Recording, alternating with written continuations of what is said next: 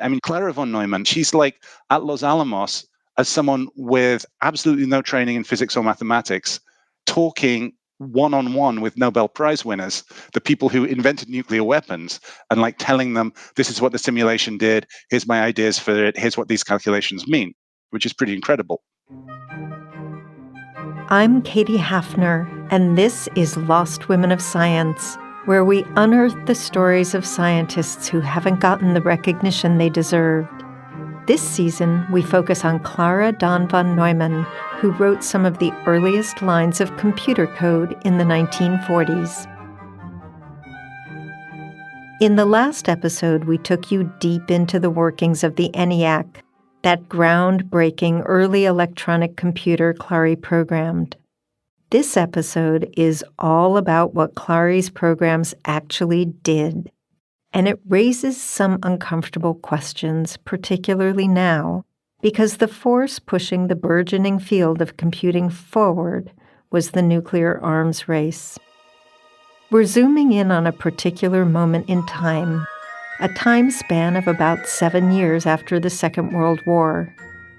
It's a time when a lot of big questions were cropping up, questions about the ethics of weapons development and what the U.S. had done to Japan.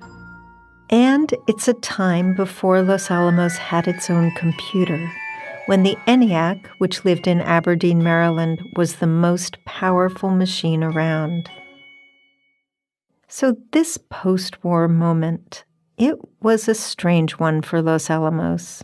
Roughly for about a year and a half after the war ended, the lab's future was indeed uncertain. That's Anne Fitzpatrick, a technical director at the Department of Defense. Her PhD thesis on computers and the hydrogen bomb is one of the few declassified sources we have about that bomb's development. There was one school of thought that the lab should be closed permanently. People felt they completed the wartime mission, close it up, make it a monument or landmark. The destructiveness of the Hiroshima and Nagasaki bombs was at once immediate and lingering. Several of the scientists who worked on these weapons developed grave misgivings about what they'd done. Some of them left Los Alamos because of this. It was almost as if they were recanting. But scientists were deeply divided on this.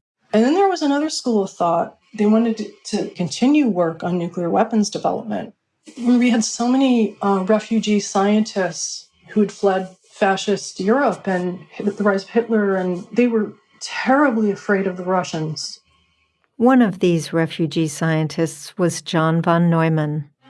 The United States and the Soviet Union had been allies during the war, but soon after their relationship turned hostile. The U.S. had one piece of insurance, and that was its exclusive possession of nuclear weapons. But that was bound to change at any moment, as the Soviets came closer to perfecting nuclear weapons of their own. The thought was, we can't let the Soviets have a monopoly on either atomic or thermonuclear weapons. We need to get there first so that we're in a position of strength against Stalin. That's Nick Lewis, the historian of technology at Los Alamos from earlier episodes. Despite how destructive and harrowing and tragic the atomic bombs dropped on Japan were, they were primitive and inefficient compared to what was possible. The bombs that had been built during the war were very crude. They weren't suitable military weapons. They were more of laboratory pieces. So those who remained at Los Alamos turned their sights to building better nuclear weapons. But there were roadblocks. They have limited amounts of uranium and plutonium, and they want to produce weapons that can make larger explosions using smaller amounts of material. That's Thomas Haig, the history professor you've been hearing throughout the season. He co-authored ENIAC in Action, a book that gives us the most thorough account of Klári's work. You can't just be like the Hiroshima bomb and use a large lump of enriched uranium. Only 1% of that fission during the millionth of a second it took to destroy itself. Fission is the process that powered the atomic bomb and that powers nuclear energy today. Fission occurs when a neutron collides with an atomic nucleus, breaking it apart. That nucleus then shoots out a few more neutrons that go on to split more nuclei, meaning that fission creates a chain reaction. The splitting of one atom causes the splitting of another and another. The result is the release of a huge amount of energy, an explosion. A perfect nuclear weapon would maximize fission, releasing the most energy using the least amount of material. But just taking like 10 different designs, making 10 different test weapons, and exploding them in the desert would use up the entire stockpile. You need to be more creative. When you can't learn by doing, well, that's where math is useful. Those scientists who wanted to stay at Los Alamos and continue advancing nuclear weapons technology, this is what they were trying to do. They wanted to figure out, through some equation, how to up the fission so that they could build more efficient weapons. And none of them could come up with a brilliant equation like that was going to tell them the answer of what is the most efficient way to configure our weapon. The problem was, fission has so many tiny moving parts, literally, by definition. And the chain reaction it causes doesn't happen all at once. It unfolds over time. Granted, a tiny fraction of a second, but still, one event begets another, begets another. No single equation could account for everything that is happening as these chaotic uranium atoms bounce around. This is where someone named Stanislaw Ulam enters the picture. He's a Polish mathematician and one of von Neumann's very best friends. That's Anano Bhattacharya, who wrote a new biography of John von Neumann titled The Man from the Future. In 1946, Stan Ulam was diagnosed with viral encephalitis. The order from his doctor was a mathematician's worst nightmare. Stop thinking. Now, he's told by his doctors to rest his inflamed brain, but Ulam can't help himself and he begins to play solitaire because he's so bored. And he goes, I wonder if I can work out what the chances of winning solitaire are. And he just realizes the numbers, they quickly get out of hand. There are too many possible card combinations. He can't figure out a single equation that would account for all the card combinations that could possibly occur. So then he starts thinking a bit differently about it. He says, maybe the best way of figuring out what the chances are of winning is just to play as many hands as possible and note down the results. And so this is a statistical method. And this is an incredible insight because it becomes a way of simulating almost any complex physical process that you can't do just by doing the maths directly. Stan Ulam shared this idea with John von Neumann during his next visit to Los Alamos, and they quickly developed something we now call the Monte Carlo method. We talked about Monte Carlo in the first episode. Remember, the Monte Carlo method involves simulating a course of events and letting it play out over and over again. In doing this, you get a sense of what could happen and what is likely to happen. In Tom Haig's words, let's take these complicated probabilities, simulate them a bunch of times, and see what the distribution of outcomes is. And Stan Ulam realized that this method of simulating a course of events over and over again, it's perfect for figuring out the probabilities of winning a hand of solitaire. Because in solitaire, there are just so many different possible outcomes. And in this respect, solitaire actually has something in common with fission. In both cases, one event closes off some possibilities and opens others. In solitaire, this event is playing a new card.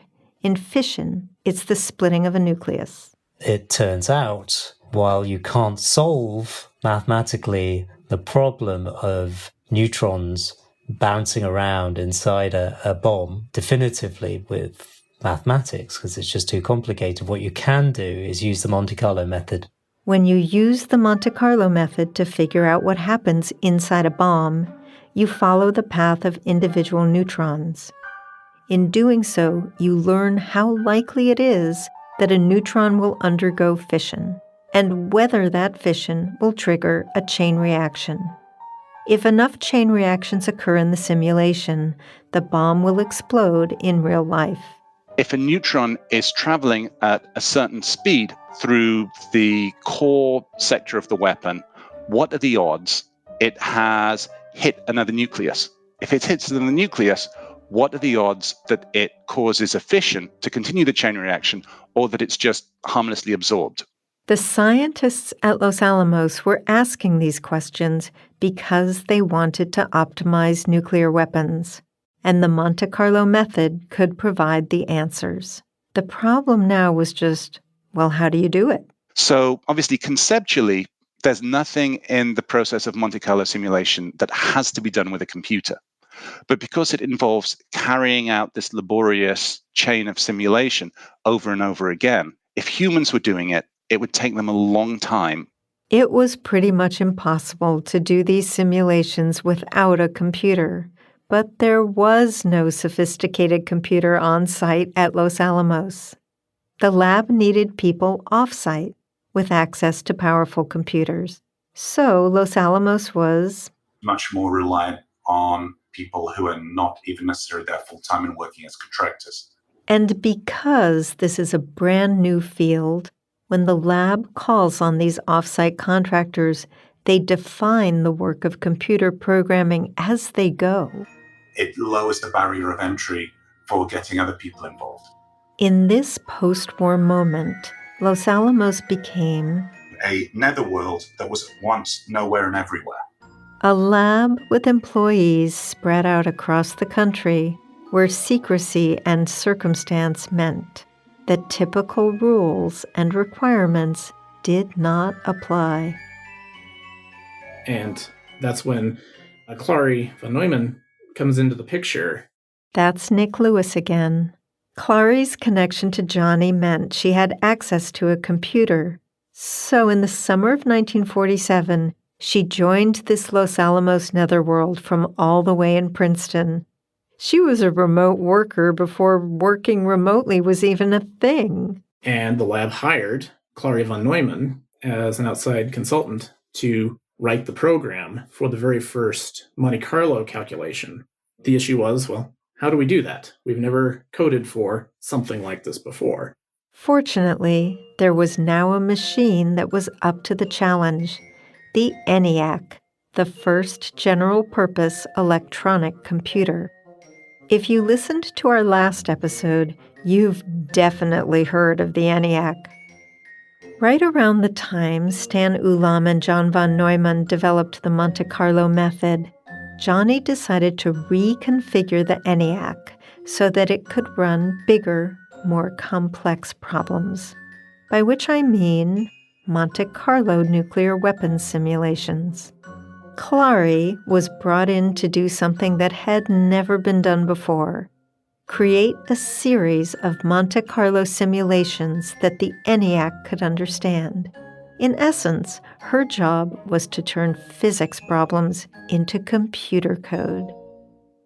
After months of working on this from her desk in Princeton, in April of 1948, Klári arrived at the Army's Aberdeen Proving Ground in Maryland, where the ENIAC was. Klári called each group of problems executed on the ENIAC a run, as in running a program. This first run, which happened in April and May of 1948, consisted of trial problems to test if the simulation worked. And this first run remains completely historic. There's reason to believe this code was run before any other modern-style code was run on any computer. This modern-style code Tom refers to is the forebear of the code run on your computer, your phone, your smartwatch. Klári had started out just writing that code, but what we see is her role rapidly expands from that. She's very hands-on, completely involved all the way through the process of writing, running, and interpreting the results of the code. Klári even wrote the first ever report on Monte Carlo computer simulations. If you look at the written report, it still stands up as a very nice, concise description of what's happening. But Klári paid a price. She certainly was deprived of sleep. The machine was working 16 hours a day. It had been very intense, very challenging. And then she'd lost 15 pounds during that month. She's, somehow so shaken up that she's, in ill health, getting medical checkups, tests and treatments afterward. So there has to be that kind of tension that this work is making her physically and mentally ill, but at the same time she must be finding it satisfying that she keeps doing it. And we see this in the historical record. As soon as she recovered from that first run, Klári got back to work. 5 months later, she returned to Aberdeen for the second run. And this was the real deal. With the second run, that's the one where they're doing work with real weapons configurations for the first time. So they cared about the specific results of this, not just as a proof of principle, but for the basis of extremely important decisions involving millions of dollars worth of enriched materials and national security. The stakes were really high, and as the person who had done the coding and overseen the run, Klári traveled alone to Los Alamos to share the results with the scientists there. Something goes wrong with that in terms of a bug. In one of the problems of the second run, there was an error in the code. And because of that mistake, the results for those problems turned out not to be reliable. Word of that mistake got around, and this created a general sense of skepticism about the viability of any Monte Carlo computer simulation. So there's the feeling there that the whole usefulness of this as a serious tool is very much up in the air. Not only had Klári made a coding error, but now this failed calculation put all of this Monte Carlo work in jeopardy. And the letters that John von Neumann sent to her during this trip also give a picture of someone in mental distress. Was it wrong to let you go alone to Los Alamos? John von Neumann said he was scared out of his wits, that the stress would leave her, as he put it, ruined physically and emotionally. But I believed that this was what you wanted most, that this was the proof of your intellectual independence. So, you imagine that situation, right? You're someone who you don't have a PhD, you don't have a professorship, you don't have any training in mathematics. You're doing this work because you're someone's wife. You've done it. There are problems with it. You're going to Los Alamos. There are Nobel Prize winners there. And you're telling them what you found, and they're asking you tough questions, right? I mean, I, would be pretty terrified in that circumstance. And you're a man. Yeah. So add it, you're a woman with no qualifications who's plagued with depression and anxiety. Imagine it. You're writing code for the most destructive weapons ever created. It's a project that the government is funneling millions of dollars into. You have limited time with the computer, and then you have to present your findings to a room full of the smartest, most powerful scientists in the world. Every number she wrote down, she had to defend, and the stress got to her.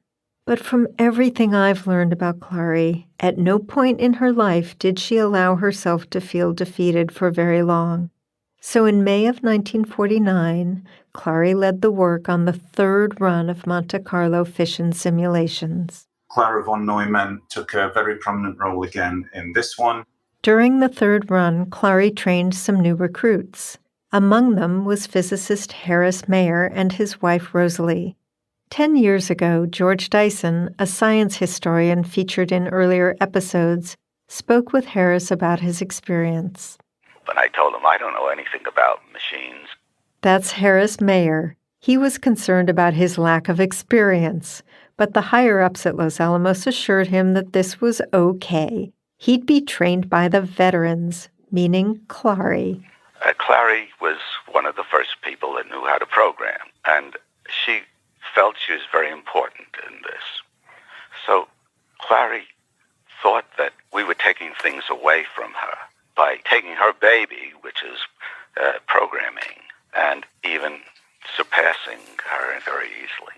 And this really disturbed her. Think about Harris's position here. This is the 1940s. He has a PhD, and he worked on the Manhattan Project. But when it comes to computers, he's a newbie. In comes a young woman with a high school diploma showing him the ropes. Now think about how Klári must have seen this. Here's a man, a smart, accomplished, credentialed man. It might have crossed her mind that she was training her replacement. And her fears were valid. Klári, like some of the other women she was working with, was brought into this world by way of a husband. This setup was actually common. It even has a name. Sure, the couples phenomenon. The couples phenomenon. This was a common way women got jobs, teaming up with their spouses. On the one hand, these husbands really believed in their wives and they vouched for them, giving them access to this groundbreaking work. But on the other hand, this circumstance made these women dependent on men and their approval. Husbands held the keys to their wives' careers, and the wives could be locked out at any moment.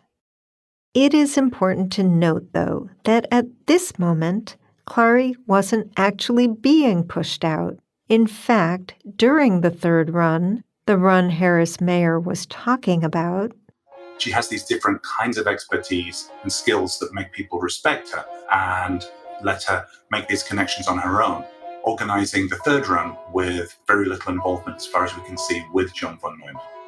And Klári would remain an authority on ENIAC coding for the next few years. So for that period, she was absolutely essential as one of the main contributors to Los Alamos and its use of ENIAC at a time when ENIAC was the only programmable electronic computer available anywhere in the world. Coming up, Klári's last big computer run. I'm Katie Hafner, and this is Lost Women of Science.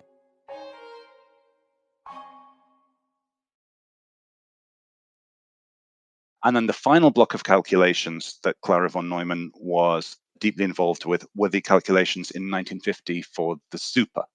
So that was Teller's design for a hydrogen bomb. In the first 3 Monte Carlo runs, Klári had been working on simulations for weapons that relied on fission, the process we described earlier. Now, in the last leg of her coding work, Klári began work on the hydrogen bomb, also called a thermonuclear weapon, or super. This relied on something called fusion. The hydrogen bomb was the brainchild of Edward Teller, another Hungarian-born theoretical physicist. From what I read about him, it seems like he was a bit like Steve Jobs with the reality distortion field. The folks at Apple would throw around this phrase to describe how Steve could convince himself and others of pretty much anything, almost like he was bending reality. Just like Steve Jobs, Edward Teller got a lot of people to carry out his vision. He would have a strong opinion that something would work and argue for it charismatically and forcefully, and I think to some extent just wear people down with perseverance. But while Jobs' vision was a phone/computer you could carry around in your pocket, Teller's vision was the most destructive weapon ever imagined. And at that time, he believed that he had a design that would produce a hydrogen bomb working by fusion rather than fission and creating an enormously greater release of explosive force than the atomic bombs that were used on Hiroshima and Nagasaki. Fusion is basically the opposite of fission. Instead of splitting a nucleus, 2 nuclei fuse to form a larger, heavier one, releasing energy. And while a fission weapon uses radioactive elements like uranium and plutonium, the particles in a fusion process are hydrogen molecules, hence hydrogen bomb. Fusion is much, much harder to achieve than fission. In fact, we are still struggling to create fusion power plants today. The reason for this is that the fusion process requires extreme heat. To give you a sense of just how much heat, fusion is the process that powers the sun. In 1950, the idea of that much power was fantastical and alarming. There was a fear of what a thermonuclear device could do. That's Nick Lewis again. So the thought was, well, we need to see if it's even feasible. Will one of these even work? If not, then there's no need for us to worry about it.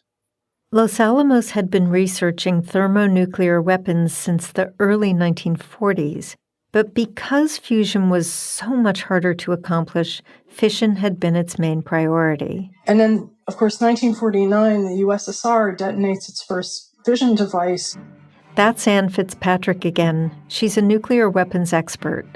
Because the Soviet Union now had nuclear capabilities, the U.S. needed something greater. The attitude at the lab was like, okay, all hands on deck. We need every single person working on this problem because we've got to develop the H-bomb. There were people who had ethical concerns, but most of the people I've talked to felt pretty strongly in favor of building the H-bomb. Plus, those who stood strongly against developing more powerful weapons had simply left Los Alamos at the end of the war.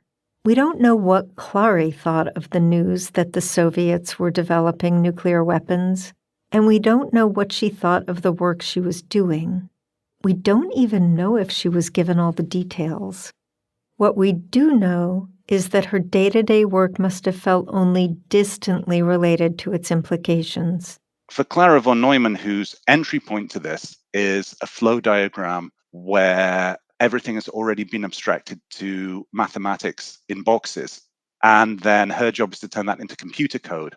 I think she's so far away from even the materiality of an atomic weapon, let alone the effects of dropping it on people or the foreign policy questions of, what should be happening, that I think she's experiencing it completely as an interesting intellectual challenge.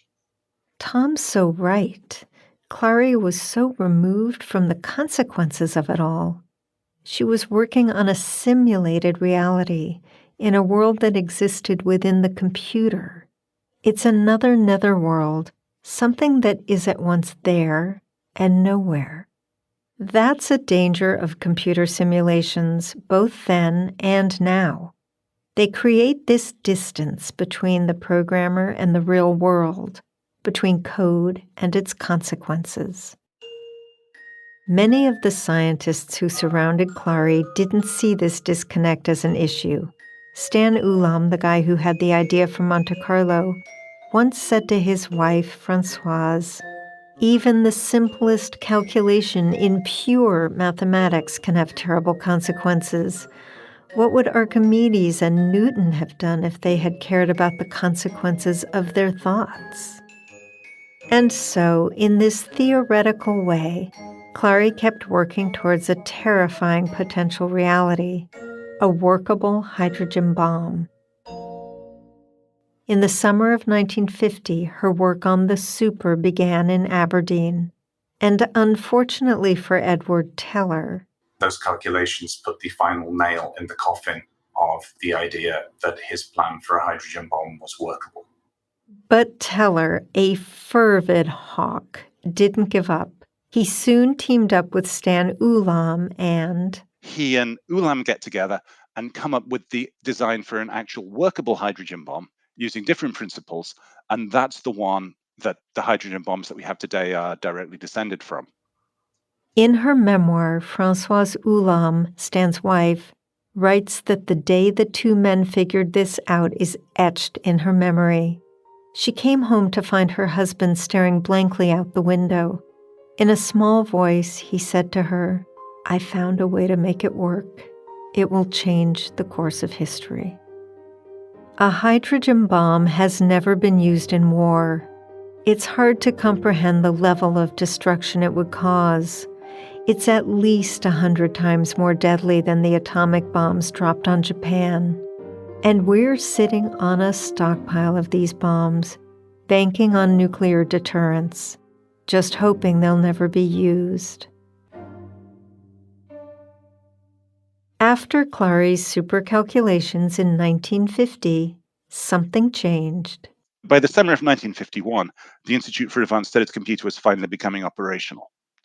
And one of the computers that was modeled on it at Los Alamos was also nearing completion there, and I believe started to run in 1952. The ENIAC, a kind of Frankenstein machine made of older parts, was always on the verge of being made obsolete by newer technologies. And finally, it happened. By 1952, both the Institute for Advanced Study and Los Alamos had their own more powerful computers. And the ENIAC went from being the most powerful machine in use to a large, clanging, historical artifact. Pieces of it are spread all over. For instance, there are pieces at the Smithsonian, the Institute for Advanced Study, the Computer History Museum, etc. And for Klári... So it's clear that her expertise was still valued by Los Alamos as they get ready to shift to their own computer. But at the same time, I think it was in many ways a natural endpoint for an involvement, because now they have their own computer on site. They're not going to be relying on outside contractors the same way they were when they were scavenging time on computers around the country. And this is the moment when Los Alamos began training on-site programmers.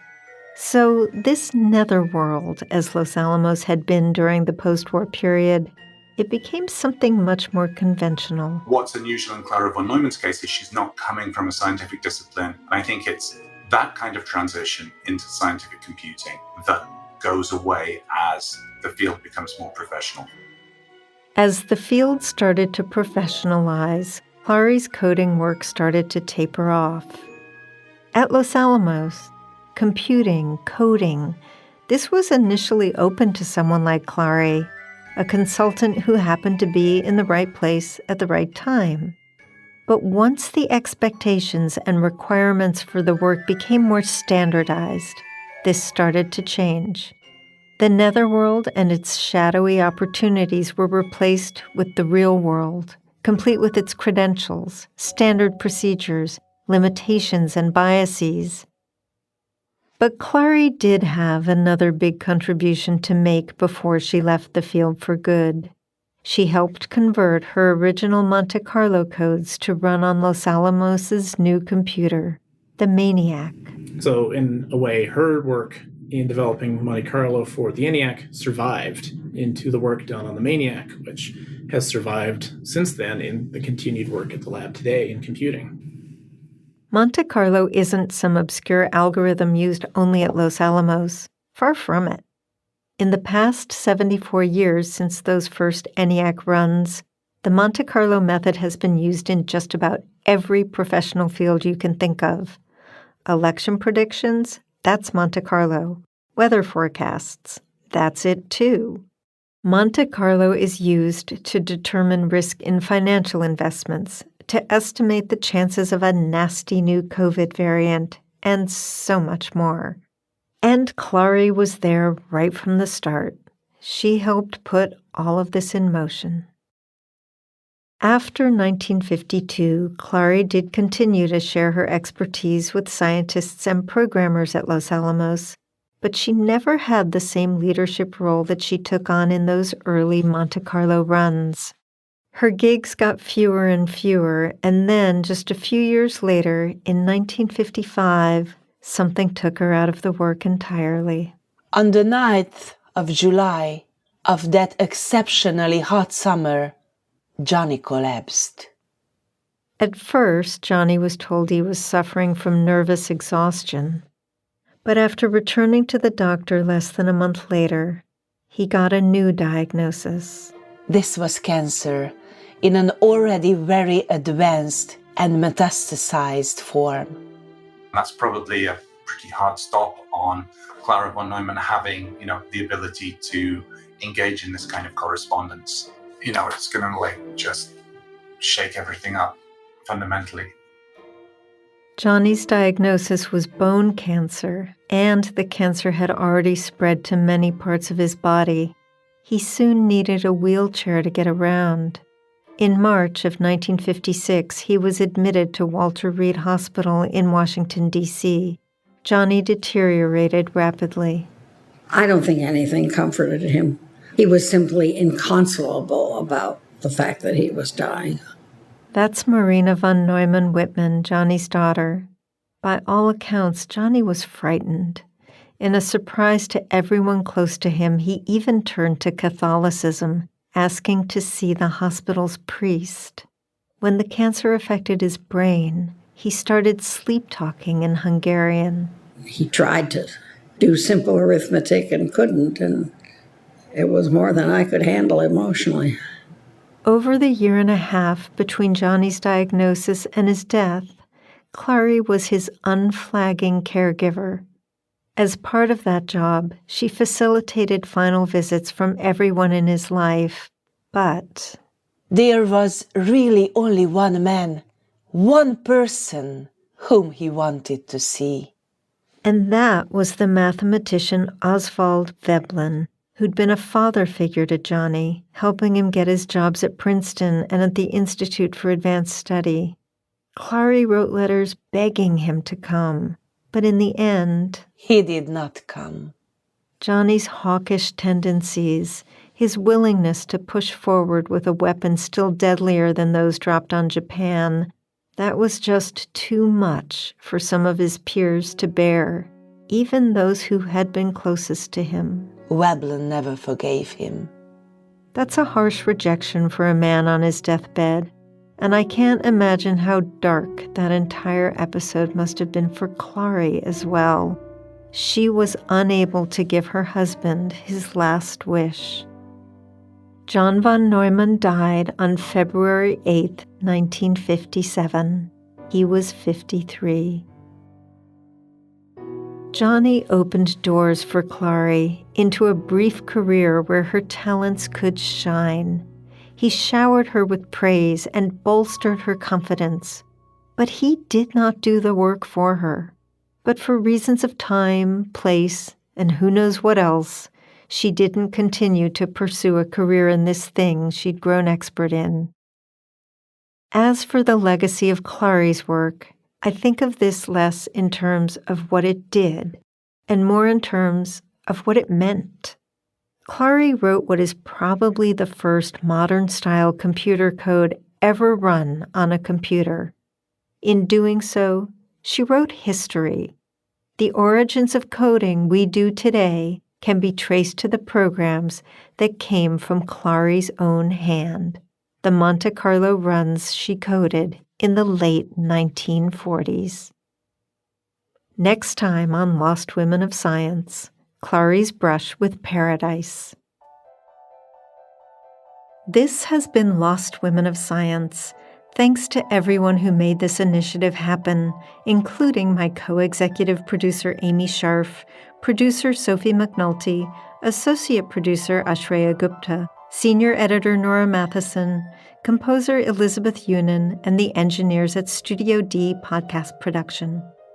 Thanks also to our voice actors Eva Szabo and Nandor Tari, as well as our many Hungarian translators, Agi Antal, Rick Espenshade, Charles Hebert, Laszlo Marcus, Alina Bessonnier-Williams, and Lehel Tari. We're grateful to Mike Fung, Kathy Bennett-Warner, Dominique Guilford, Jeff Delvicio, Meredith White, Bob Wachter, Maria Clave, Susan Kerr, Jeannie Stivers, Linda Grace, Rabbi Michael Paley, Marina von Neumann-Whitman, George Dyson, Thomas Haig, and our interns Hilda Gitchell, Kylie Tanganan, Lisa Kopaeva, and Juliana Russo. Thanks also to the Computer History Museum, to Paula Goodwin, Nicole Searing, and the rest of the legal team at Perkins Coie, and to the Institute for Advanced Study, the Library of Congress, and the UCSD Special Collections for helping us with our search. Many thanks to Barnard College, a leader in empowering young women to pursue their passion in STEM, for support during the Barnard Year of Science. A special shout-out to Celia Bolgatz at the Women's Audio Mission in San Francisco, where this podcast was recorded. Lost Women of Science is funded in part by the Gordon and Betty Moore Foundation, Schmidt Futures, and the John Templeton Foundation, which catalyzes conversations about living purposeful and meaningful lives. This podcast is distributed by PRX and published in partnership with Scientific American. You can learn more about our initiative at lostwomenofscience.org or follow us on Twitter and Instagram. Find us at Lost Women of Sci. Thank you so much for listening. I'm Katie Hafner.